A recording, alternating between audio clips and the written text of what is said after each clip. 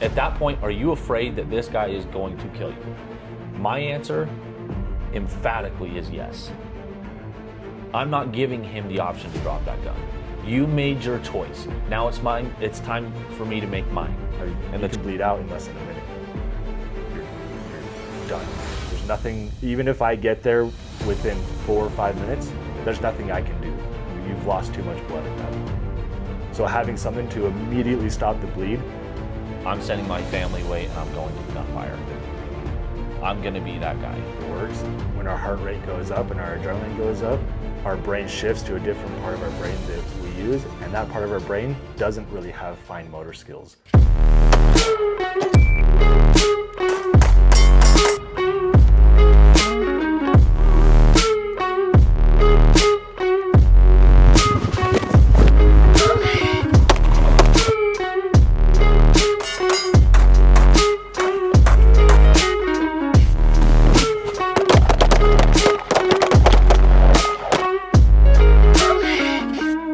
Hey guys, this is Bryce with Grab Bags. Joining me today, we have my brother Grant, my brother Trey. We're going to be discussing becoming your own first responder, why that's important. They both come from different backgrounds in law enforcement, firefighting, EMS. So I'm going to first introduce, I should probably introduce Trey because he's a first responder. We got our second responder here. So we'll introduce Trey. So he has 8 years experience as a police officer. As a patrol officer, he's been a canine handler, training officer, and he specializes in drug interdiction. A couple questions just for the general public because they don't really know what all does, being a canine handler, training officer, drug interdiction, what do those things mean? I mean, canine handler is pretty self-explanatory. I had a canine. He was a dual-purpose canine. We train where you're certified in narcotics detection, in patrol and apprehension. Ran him for a couple of years, a little over 2 years. Had a lot of success with him.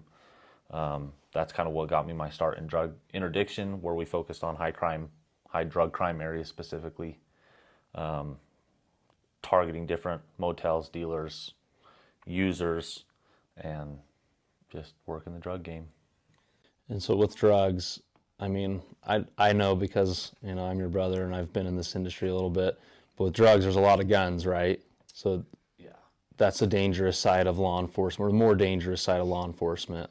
Yeah, I mean, typically anytime you're dealing with any sort of organized crime, more often than not, it includes drugs, and where you find drugs, you find guns. Yeah. So. All right, so now I give him crap. He is a firefighter. He has been in law enforcement as well, though, so I guess we can give him some leeway there. It's okay. It just means I actually passed the fire test. Yep, that's what they all say. So Grant here has a little over 7 years experience firefighting and an EMS. He is a senior firefighter, a paramedic, and former SWAT medic. So what does a SWAT medic do exactly? Are you standing, off to the side? Do you have a gun? Like what all do you do as a SWAT medic? Well, they give me a wooden gun. No. Yeah, no, I'm trained just as much as any other SWAT operator. I have to go through the police academy. I go through all the training. We did training every other week. We do like SWAT school every year. So I have a carbine, an AR-15. I have a arm. I have all the same gear as a SWAT operator. And then as a paramedic, I basically have double duty. I also am there in case one of our guys goes down, gets hurt, then I have more medical gear with me that I can respond right then to save a life. And so paramedic, just for the general public, like you become an EMT when you're a firefighter. Is there a difference between EMT and paramedic? Yeah, one like comparison I kind of compare to is kind of like the difference between a CNA and a nurse a little bit. EMTs they're great. They're wonderful. I love our EMTs. That's what I started out as. But it's just very basic knowledge. And then as paramedic, you gain a lot more information. You're responsible for a lot more decisions. And yeah, it's a lot more fun. You get to do a lot more things. Cool. I enjoy it.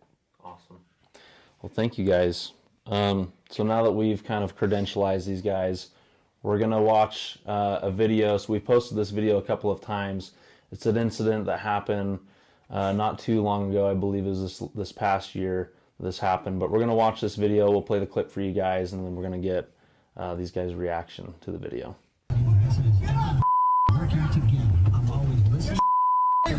Bro! Bro! Hey, man, I'm telling you right now. Pull that You were the one that started it. Hey, man. I'm telling you right now. Give me the phone. All right, so initial thoughts of the video. Either one of you. Go ahead, I'll Trey. go first.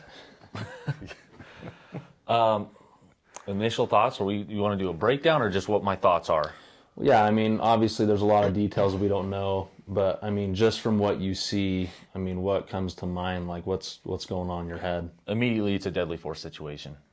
You have a road rage. You have somebody who's stopped in the road, clearly agitated. They're in that. It's already gotten to that level of agitation where he's stopped. He's made that decision to exit his vehicle, and now he's escalated to deadly force immediately by presenting and bringing a gun into what is now you could consider a fight or a quarrel. It immediately turns into a deadly situation and can go dynamic very, very quickly, especially now that gun's involved. Yeah, absolutely. As soon as the dude steps out of his car, I'm pulling my weapon and probably getting out of my vehicle as well to, if I have my family with me, I'm moving away to try to draw attention away from them at the very least. Okay. So let me lay out just a couple of facts. So there's probably a lot that I don't know, but from what I understand, from what I read, so aggressor, guy with the gun that you see in the video, I guess got cut off by people that are filming, and he got obviously extremely agitated, followed them into their neighborhood, pulled out in front of them, stopped in front of them, proceeded to pull out his gun, get out of his car. What you don't see, I mean, if you look closely, you can see in the video, the guy in the driver's seat, so it's a man that's driving in, it looks like a truck that they're driving, female in the passenger is filming. So the guy in the driver's seat actually does have a firearm, and it's resting on his lap, like this. And if you watch the full video and you listen, the guy in the driver's seat with the gun on his lap, he asks, should I shoot him? Yeah, he doesn't know what to do, essentially. And so with those facts, like what do you think could have occurred that didn't? And, would the driver be justified in shooting the aggressor? I mean, we already kind of got an answer from you. It's a deadly force situation, but you want to kind of expound on kind of what your takeaways are and, what could have occurred that didn't happen. Yeah, I mean, I is it justified? Yeah. The other guy's presenting a weapon as well. So, yeah, it's justified.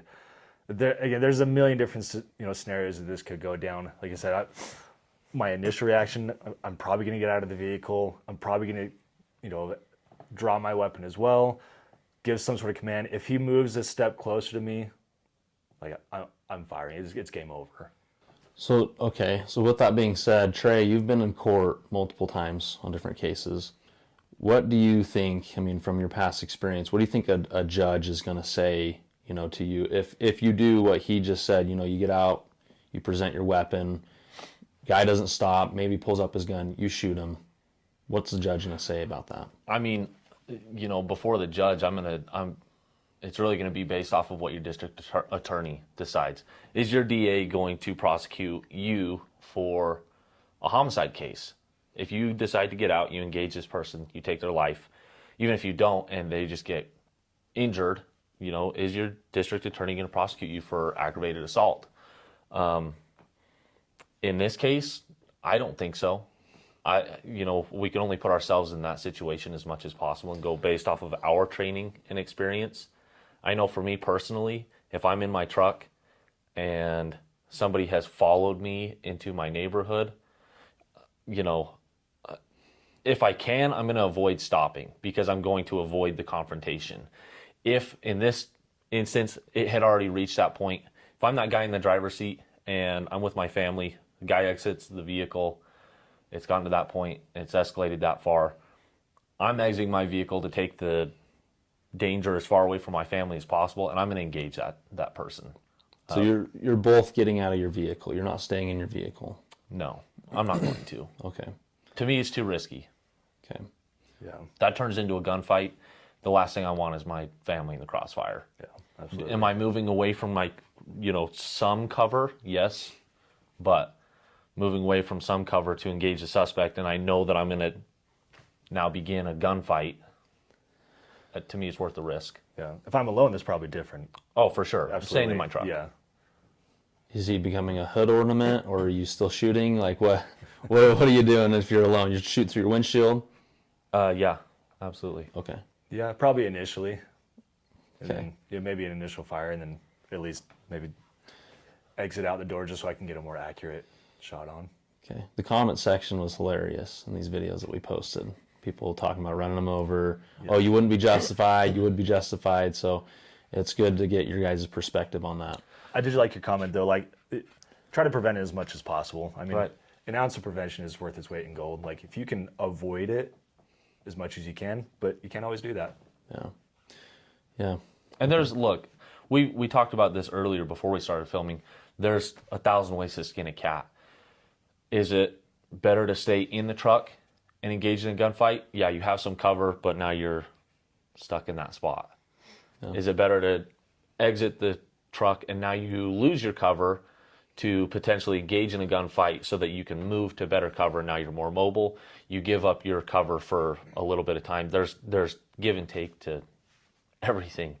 There's so many what ifs. I mean, For sure. if you look at like how these cases get prosecuted, the vast majority of that, especially if it were to go to a jury trial, like let's say that you shoot that guy, you feel justified, and it goes to trial, and the DA is like, nope, I'm going to nail you for this. What the defense is going to present to the jury is, how would you feel in this situation? Somebody walking towards you with a gun. Like a simple traffic issue where they got cut off was escalated to that person who was initially cut off now has to follow that vehicle, somehow get around them, follow them into a neighborhood, stop them, and is so agitated that he's now exiting his car with a gun. How are you going to feel?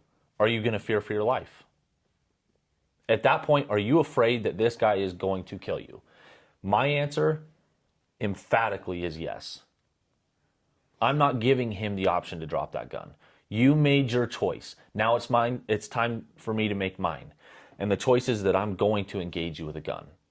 Yeah. Period. Because if you tell him to drop that gun and he says no in his mind and he stops, and it's, if he is by some miracle able to crack off that round and it hits you square dead in the face, you no longer have choices to make. Your time is up. I'm not taking that risk, especially I have a family to go home to. He has zero, he's lost all his rights at that point. You're getting smoked. Which isn't wrong. Like, that's the right answer. There's too many what ifs. There's too many variables. And a lot of those variables include me dying. And I'm not going to let that happen. Yeah, he's made his intentions pretty clear at that point, I feel like. I know, he sure as hell is not getting all the way to my truck and reaching inside my truck. That's absurd. There's no way. It's a little crazy. All right, so we are a little limited on time here, so let's move on to some of our questions about becoming your own first responder. So either one of you can answer this question. I'm going to kind of direct it just to one of you to answer first, and if the second one wants to answer, you can chime in, but these are directed really for either or, medical, self-defense, whatever. So this first question is, what does it mean to be your own first responder, and is it even possible for the general public to become their own first responder? I'll have Grant answer first. Yeah, I mean, I think you could definitely be your own first responder to a degree. You're probably not going to carry a ton of equipment with you like we do on the ambulance and the fire truck and the police car and stuff like that. But you can have some of the basics with you. I mean, you can have a weapon of some sort. Obviously, we like guns. A knife is also a good thing to carry, some sort of force multiplier. You could have some sort of hands-on tactical training if that's what you choose to do. But then, like the medical side, if you're going to carry a weapon, I think it's also probably good to carry a tourniquet. Basic first aid kit is always good. Basic knowledge like hands-only CPR, which is when you only do compressions, you don't breathe for the person. That's gross. Don't just do compressions until the professionals get there. But starting compressions like in CPR, that saving a few minutes makes a world of difference. That's a big difference for that person. And as a parent, like it might not always just be like yourself. It could be rendering aid to like your child or maybe your spouse. So it's good to have at least a basic knowledge of some of those things. Okay. So does this mean when you're your own first responder, does this mean you're responding to calls? Like, are you out to save the world, or like, what does that mean? No. I mean, Who are you responding to, I guess? yeah, I mean, it's just like yourself and those around you. Like if you're in a situation, it's just yourself and those around you. You're not seeking it out. You're not Batman. You're not going out of your way to find it. It's just if it finds you, you kind of have some basic knowledge of what to do. Okay. Do you have anything to add, Trey? I mean, a lot of people will jump directly to worst case scenario. So when we could talk about worst case scenario, typically worst case scenario is an active shooter. And when you talk about being your own first responder, the department I work for, we actually pride ourselves on having, I think, the fastest response time in the entire county, which is about 5 minutes. And when you're talking in aspects of an active shooter, 5 minutes is a very long time. And studies have shown the killing stops the second that the second gun arrives. So if you're there, there's a time delay between someone calling 911 and saying there's shots being fired to when the police, that goes to dispatch. Dispatch relays that to the police. The police have 5 minutes to respond if they're close by, right? 5 minutes is a long time. You're at a shopping mall and things decide to go sideways. You can be that person who's there, who can stop the killing. If you have the training, you have the ability to. And if nothing else, protect yourself, protect your family. The police can't get there, immediately. We don't just appear. So, I mean, I think it's important to at least take on the responsibility of being able to protect yourself and your family. Okay. Absolutely. And on the medical side, I mean, yeah, even on the medical, we could be there in about the same amount of time, 5-7 minutes. Depends on if we're second responders and have to wait for the scene to be secure. It's got to be secured. Go for it. But we can be there generally in about 5-ish minutes. But like Trey mentioned, 5 minutes, given with the right injury, if someone gets shot in like a femoral artery, which is in your leg, you get shot like in the brachial artery in your arm, I mean, you can bleed out in less than a minute. You're done.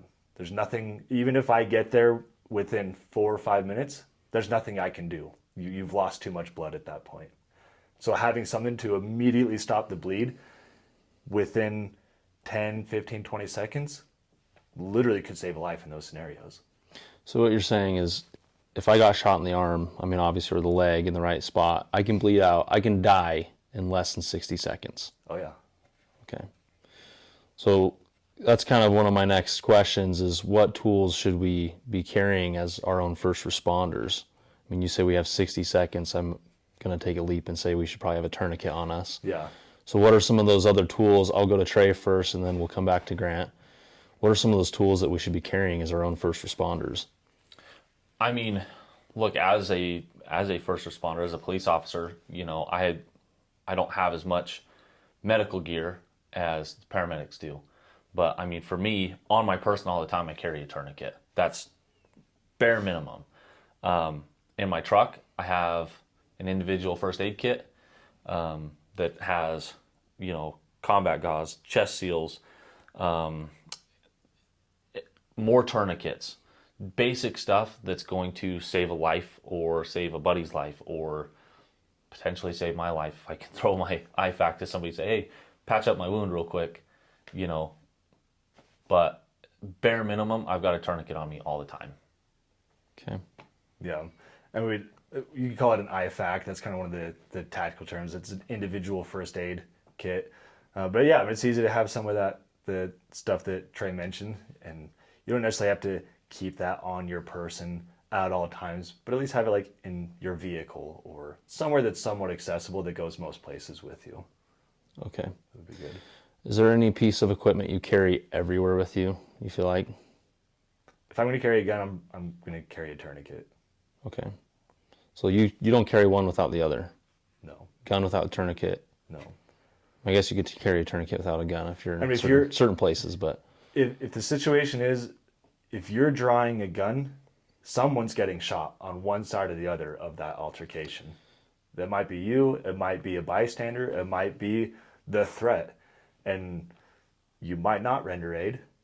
Maybe you're that person that renders aid, but having at least one tourniquet can save a life. So pretty basic stuff. We're not carrying around AEDs, we're not carrying around, surgical tools or anything like that. No, okay. Please don't.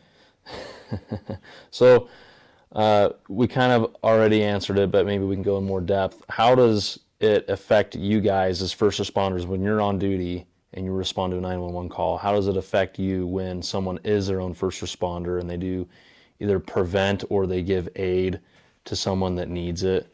Is that something you guys prefer to have happen? Is it something you want them to get out of the way, or how do you handle that? We'll start with Grant. I mean, again, it's all scenario based. Like, it depends on a few different things. Obviously, if it saves the life, then yeah, that's a win. It takes a lot of the fun out of it for my job, but yeah, I mean that's a good thing. That's an overall good thing. We would prefer for people to live and to be self-sustainable until we can get there. Okay. Absolutely. What about you, Trey? Anything to add? Yeah, I mean, as far as the public goes, I mean, I encourage people to carry guns. The fact of the matter is there's way more good people out there with good intentions than there are bad people. And if trained correctly, even in the most basic form of training, that good person can actually save my life and also, help save others way before I can even get there to do my job. So I prefer it. Okay. And not to be redundant here, but this is one of the questions that we have written down, and it's, do you think it's men and women's responsibility to have a degree of training in self-defense and basic first aid? Rather than, so essentially what we're asking is, should people depend on first responders, or is it their responsibility as well, if not more than first responders? We'll have Trey answer first.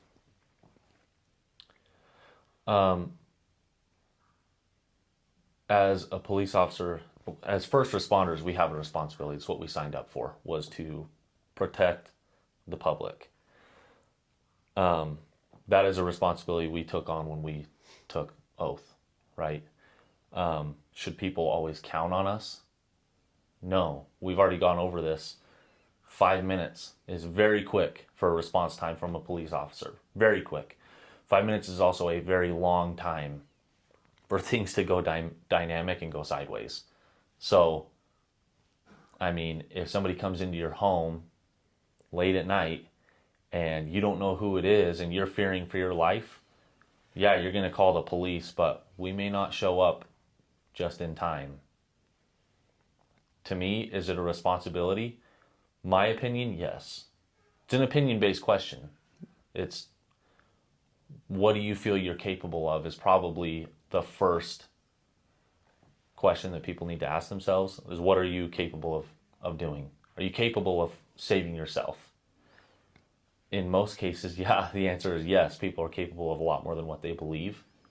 But my personal answer to that is yes. I think you have a responsibility to be able to protect yourself and your family, at bare minimum. Okay. Yeah, absolutely. And keep in mind too, like, we happen to work in very suburban areas, and 5 minutes is the ideal time. Like that if we're busy, if we're on a call, then they send the next closest unit. They might be 8, 9, 10 minutes out. And if they're busy on a call, then they send the next closest unit. They might be 12, 15 plus minutes out. And if you're in a small town, or if you're out in the middle of nowhere, you're away, it might be 20, 30, 40 minutes. It might be an hour before someone can get to you. So, you know, we're kind of thinking in the realm of like where we happen to work, but not everyone lives where we work. Not everyone's in that We're situation. talking about best case scenario. Yeah, that's for best us. case scenario. Idealistic. Yeah. I mean, and like 911 is just getting busier. Our call volume's only going up. And so the odds of you calling at the best case scenario are pretty slim. So I mean, more likely you're probably looking at a longer than 5-minute response time. Okay. Yeah, And I guess to expound just a little more, is it men and women's responsibility to be, you know, to be able to be self-sustainable? Again, I think of terms in regards to like my own life, like, do I have a responsibility to my wife to protect her and to take care of her if she gets hurt? Like, yeah, absolutely. But if I get hurt, then she also needs to be able to put a tourniquet on me. She needs to be able to do some basic things. If she's out and about with our 3 kids and I'm at work, yeah, she has a responsibility to protect our kids to a degree, to the best of her ability. She doesn't need to be highly tactically trained, and she doesn't need to be like a jiu-jitsu master or anything like that. But some sort of basic knowledge, even if it's get into like conceal and cover, you know, get away, like some sort of self-awareness on the situation. So I'm glad you brought that up, because that kind of brings us into one of our next questions, which is more of the training aspect. I mean, you can have all the tools in the world, but if you don't know how to use them, how useful are they? So what kind of training should people be seeking out if they do want to become their own first responder, be more proficient at using these tools? I don't know about you, but I think if you carry something like a gun and you're not trained, you're almost more dangerous, in my opinion. Like you're probably not going to be able to hit your target, which means you might hit someone innocent around you or hurt yourself. You might be a greater threat by having the tool but not being trained on how to use it. What about you, Trey? I mean, I think, yeah, if you're going to go as far as carrying a gun, which again, I already said that I encourage people to carry guns. At that point, if you've made the decision that you're going to carry one, there is a responsibility. Like, without question, there is a responsibility that you should be, to a certain degree, proficient with that gun. And your knowledge of situational awareness should be to a level where you are able to be relied on to use a deadly weapon. It's a huge responsibility. The video we watched, that guy clearly is not responsible enough to carry a gun, yet there he is carrying one. Mm-hmm. Could it have ended his life? Yeah, in a vast majority of cases, that probably would have been the end of his life. He got lucky. But it's also, you know, if you're going to carry a gun, you absolutely do take on that responsibility to be proficient with your weapon, know how it works, how to use it, and in what situation you would use it. And a lot of that comes with, you know, when you talk about training and stuff, the very basic or beginning of that is what if scenarios. Running that through your mind. What if this happens? What am I going to do? What if the guy in front of me that just cut me off decides to slam on his brakes and get out with a gun? Does it seem extreme? Yeah. Does it happen? Yes. Yeah, I mean, if you make the decision beforehand, then you don't have to make that decision in that moment. You already know what to do. Yeah, I like it. What if game. Mm-hmm. It's a big one that they teach to both, firefighters and police officers. Okay, we'll ask this next question to Trey first. We'll have you start out, and then we'll go to Grant. Have you ever responded to a 911 call where the outcome could have been different had someone on the scene had the correct tools and training, I will add? Yes, many times. Whether it was something to put a tourniquet on somebody. I mean, I've been on a whole array of different calls, you know, traffic accidents, fights, knife fights, overdoses, everything in between, you know, from all ages, from being a newborn child all the way up to somebody who's old. Yeah, there's been tons of situations where if somebody knew what they were doing, or they had any sort of basic training, the outcome would have been different. It probably would have saved a life. Yeah, many times. What about you, Grant? Yeah, and when we talk about tools, like one of those tools in my mind is like the ability to prevent certain things from even happening to begin with. So, yeah, I mean, you could make an argument for every call I've ever been on could have probably been prevented at some point. Now, that's not realistic. Obviously, things are going to happen. But, yeah, I mean, I've put plenty of tourniquets on people, and luckily that they lived as far as I knew. But like I said, we respond pretty quickly. We happen to be close enough that we can get there in time for those people. That's not always the case for depending on where people live. I will say there are different medical scenarios, like CPR is one of the big ones, that had someone been able to start CPR right away, that person may have lived. It's hard to know. You can never go back and know, but it at least significantly increases the odds, for sure. So if you had to categorize, or I guess like prioritize self-defense or medical knowledge, would you prioritize one over the other, or would they be about the same? What would you prioritize? That's a good question. I would say, honestly, probably medical. Okay. Just because you have more medical related incidents than you do violent incidents. Yeah. And that ranges from injuries sustained from a traffic accident, sustained from falling down the stairs, slipping in the shower, overdosing on drugs. Even if you're not a drug addict and you're prescribed medication, people forget sometimes how much they've taken, and it can happen just like that. Yeah. And you can be prescribed a painkiller, and you can overdose it. You can overdose on it quick. To me, yeah, medical knowledge is probably first and foremost, especially because it also goes hand in hand typically with violent incidents. What's the aftermath? What does the aftermath require? Okay. Yeah, I mean, if you're playing the odds, the what if game, yeah, the odds are way higher of having a medical situation than the conflict. Okay, so maybe this is just me, but I feel like it's a little bit more simple or easy to find a concealed carry class. You go take the class, get your concealed carry, go buy a gun. Now you're carrying your gun. And that's what most people do, but they don't have any medical or any training. So where would people go to get that training? Like, are there do your departments offer any sort of like civilian training where they can come in, you can teach them basic CPR or how to use tourniquets or anything like that? Like, where should our audience go if they want to learn more about medical situations? Yeah, I'd say most fire departments, even if they don't have a formal class type of a thing, I'm sure they're more than happy to teach anyone that comes in and is wanting to learn more. But I'd say a high majority of departments offer some sort of like hands-only CPR instruction, basic first aid. There's a vast amount of information on the internet, and you got to be careful with misinformation and stuff like that. So do your homework and make sure that you're finding multiple resources that teach the same thing.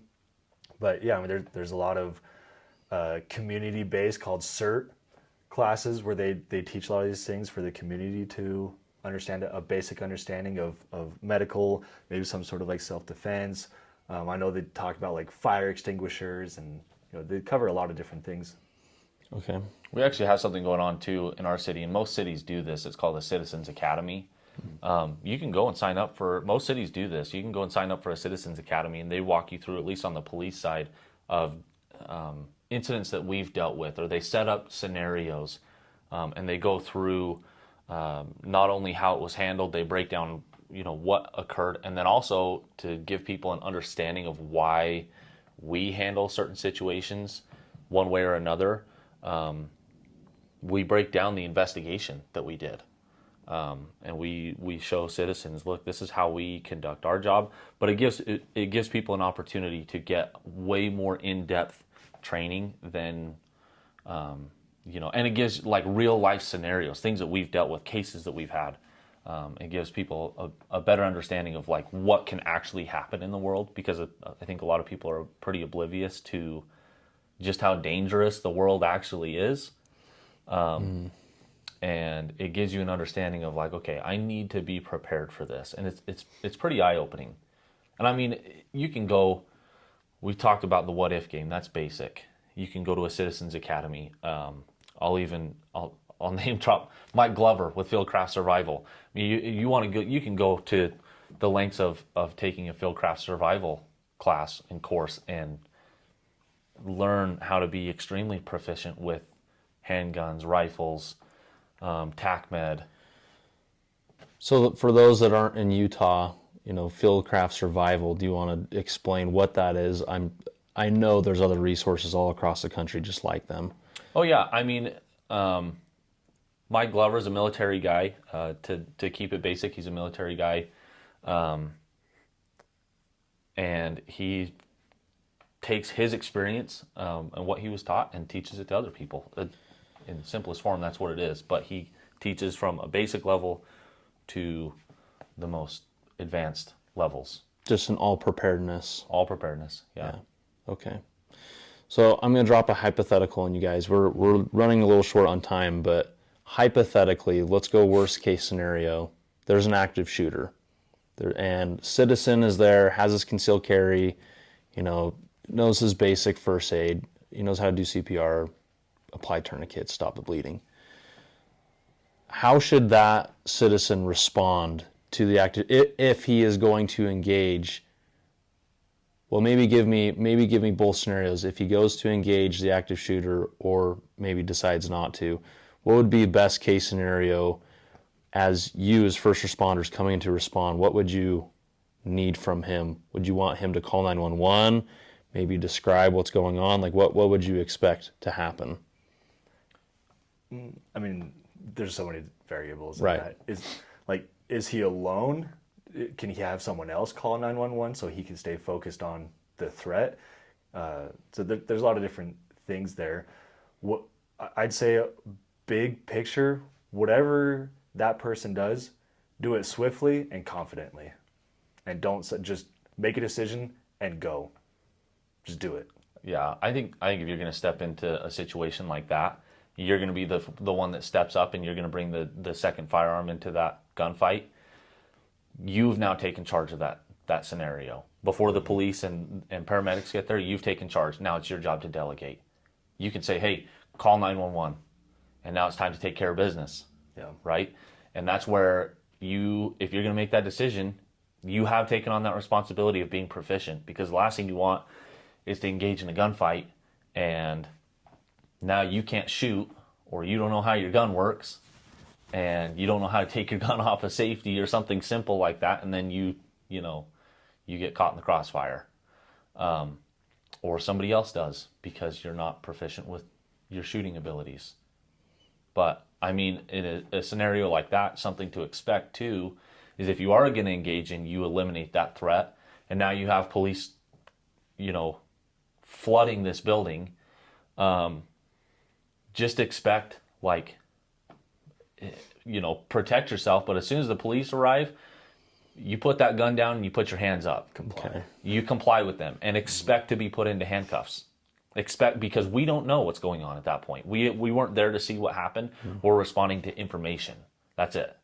So, for people who are wondering what happens in that scenario, absolutely expect to be told, drop your weapon, and expect to be proned out on the ground even, and put into handcuffs, because we have a job to do, and it's super, super high risk.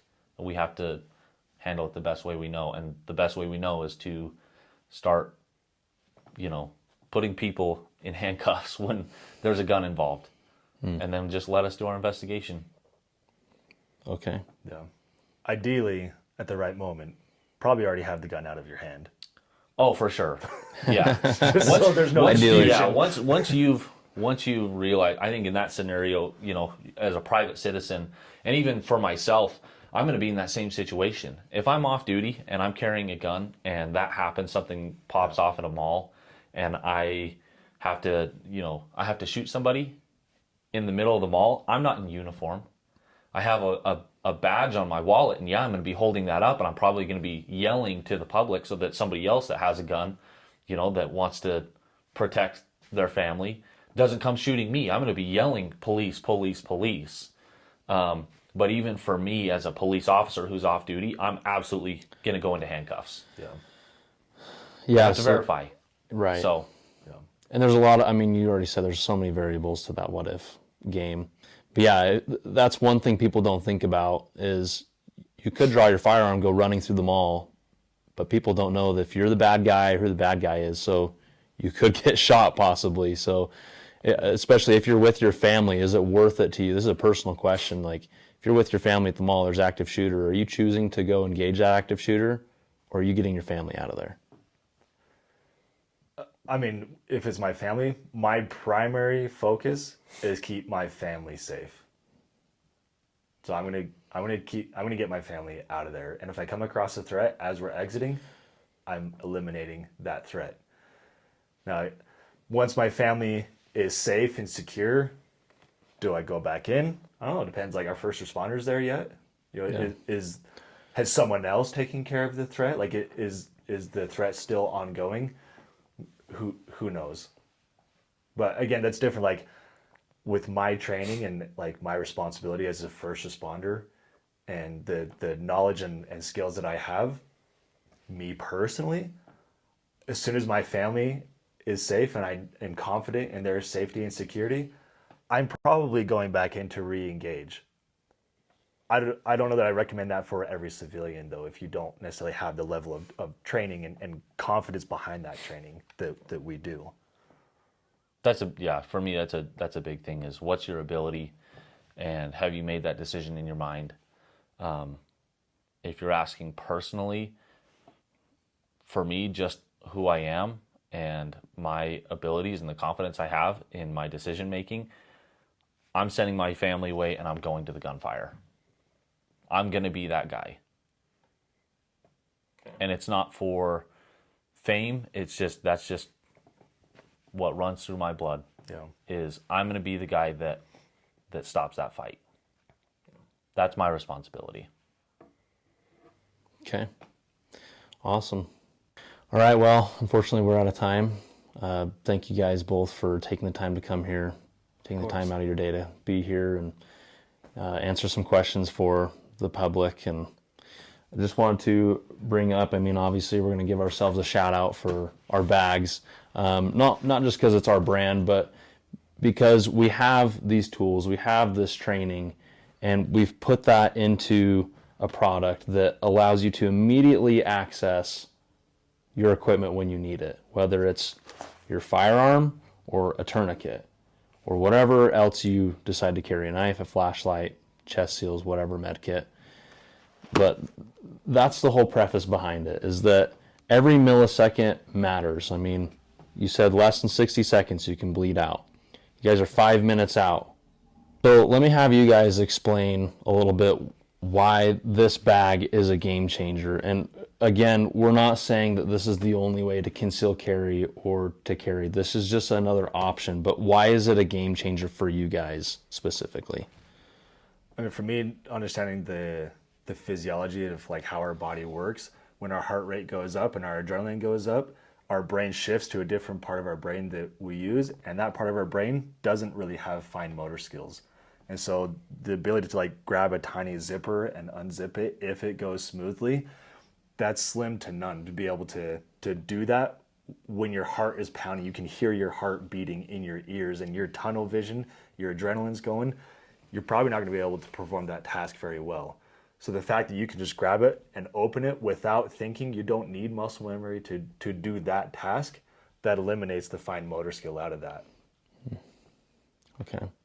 So are there places that you can take your firearm and your tourniquet where you normally couldn't before, just because you were only carrying inside the waistband? For me, you probably tell by looking at the three of us, we stay in pretty good shape, and there's a lot of time spent in the gym to do that, because as you know, for us, that's also kind of a responsibility, is being physically fit and physically capable of handling situations. But that's a big thing for me, is taking it to the gym And it's something where it doesn't look like a tactical bag. It just looks like a crossbody bag or a fanny pack or just a bag that you're carrying with you. And what people don't see is that you're still you're a danger. You're a threat to the bad guy every time. At the gym, at the store, 10 o'clock at night when you're going to 7-Eleven to grab a Snickers bar because you're getting ready to watch a movie and you're in basketball shorts, I'm throwing that on. I'm not going to change into my jeans to go to the store. So it's either change into jeans and put a gun in my waistband, or more than likely just go without a gun. So that kind of solves that issue. Okay. Well, and to clarify for those of you that maybe this is the first video you watched from us, all of our bags are magnetic. There is no zipper, so it's immediate access to your firearm, whatever else you keep in here. So it's a game changer in the fact that you get shot in the arm, you're going to bleed out in less than 60 seconds. You can get to your tourniquet without having to fumble for a zipper, or you can get to your firearm without having to fumble for a zipper. And we do make all kinds of holsters as well. We make inside the waistband holsters. All the Velcro holsters in our bags are actually technically outside the waistband holsters. We are releasing a bunch of new products this year, so be on the lookout for that. But what I really wanted to get to was that, yes, this is a business. This is how we provide for our families, is by working our business. But we wanted to bring you guys the best possible product we could to really save lives. And if I'm going to bet my life on a product, I want it to be the best of the best product. And I truly believe that that's what we've brought to the market.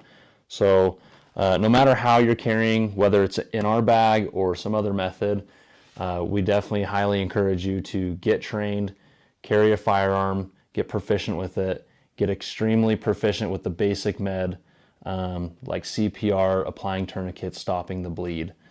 These are all crucial things. As far as education behind that stuff, I'd love to come back and provide some sort of education. Yeah, we might have a second video. Maybe this will turn into a thing, a podcast, a grab bag podcast. I don't know. Yeah. We'll see what happens. But awesome. Well, thanks for watching, guys. Stay trained and always remember that milliseconds matter.